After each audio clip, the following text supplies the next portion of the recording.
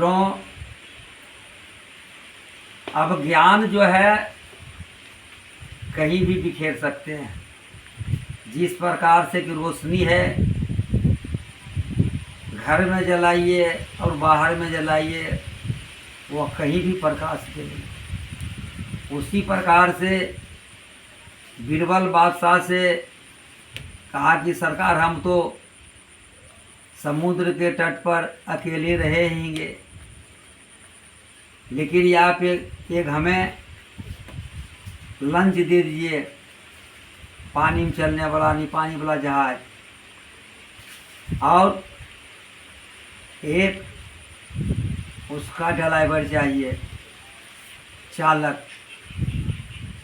वह वही रहना आरंभ किए।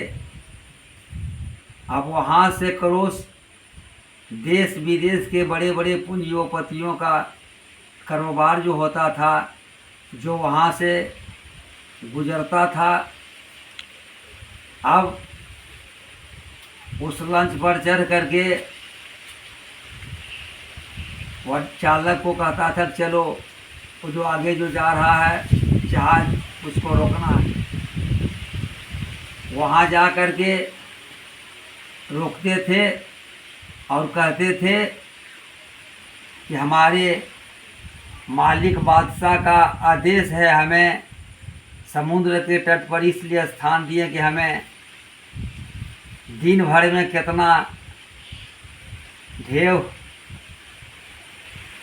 प्रभावित होता है, कितना ढेव चलता है, उसे हमें गन्ने का स्थान मिला है, लेकिन आपने हमारा गिनती को भुला दिए, इसलिए आप चलिए साइड में लगाइए।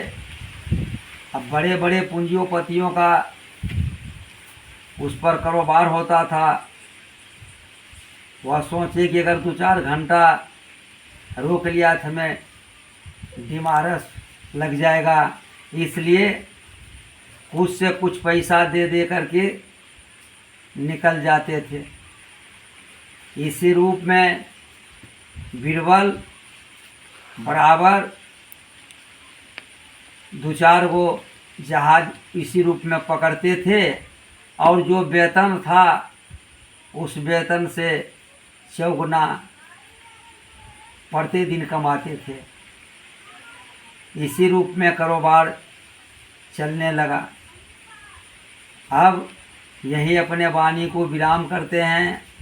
आगे कल फिर कुछ कहा जाएगा।